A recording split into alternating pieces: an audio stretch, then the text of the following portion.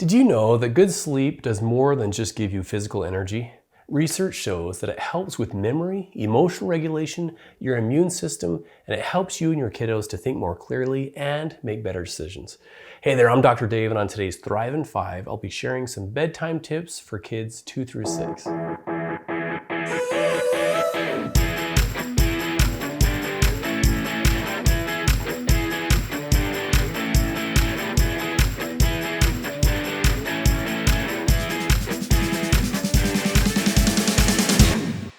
All right, today's topic is something most of us are a big fan of. It's sleep. It may seem sometimes, though, that your kiddos don't love it all that much. From the day your child is born, sleep is a roller coaster. Newborn babies rarely sleep through the night, and even when they can sleep longer, within a few months, they need your help to learn to sleep through the night. But if you're watching this and you're a parent of a child older than that, you know that the challenge doesn't end there, right? Bedtime can be a struggle for both parents and kids. It's probably easy to think sometimes that it's pure stubbornness that keeps your child from wanting to go to sleep. But there could be a lot of reasons they're resisting bedtime. And as you better understand their perspective and needs, you can help everyone start to get enough sleep. So here are some things to think about. First, calming down and falling asleep are things kiddos need to learn. They can't just happen on their own. Luckily, there are ways you as parents can help. For starters, try to remember that getting angry at your child or threatening them when they won't go to bed only makes things worse. It makes it harder for them to relax and go to sleep. So maybe take some deep breaths and try to look at the situation from their point of view. Kiddos might hate missing out on all the things that are happening when they go to bed and want to spend more time with you. They might be scared to be by themselves in a dark room, or they might just have a hard time settling down. So they might make excuses to stay awake. So what can you do to help? Well, try these 3 tips. Number 1, pay attention to how much sleep your child needs. Some kiddos need more or less sleep than others to function well. If you plan their sleep routine around their specific needs, bedtime may become less of a struggle.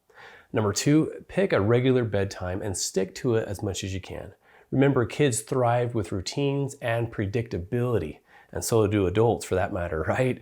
And once you pick a time, plan ahead so that you can start getting your little ones ready for bed about an hour ahead of time, because it takes a while. So if you want them asleep by 8:30, it would be a good idea to get started about 7:30, right? Whatever time you choose, let your child know what the routine is, including time limits, and help them stick to it with some guidance and gentle reminders. You might say, hey, it's almost 8:30. I'll give you 5 more minutes and then it's time to get your bath going.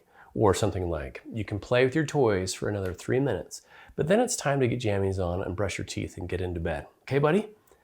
You could even give them choices. Kids love choices, such as, do you want to brush your teeth first or take a bath first? And you could do the same with which toys they want to choose to have in the bathtub that night and so on. And as you stick to a specific bedtime routine, including a specific time, their bodies and brains will start to sync with the pattern, and the rhythms will be more natural, so it won't be as hard for them to settle down. And a little bonus tip here. The synchrony will happen even better if you limit their screen time usage before bed. That can help their brains recognize it's time to start to wind down. Okay, tip number 3 is to make nighttime a special time for you and your child. Have specific things that you do every night that help you bond, help them feel secure, and signal to them that it's time for bed. For example, you might give them a bath, have them brush their teeth and get their pajamas on, read a book together, or talk about their day. They might also love it if you sing them a song and snuggle.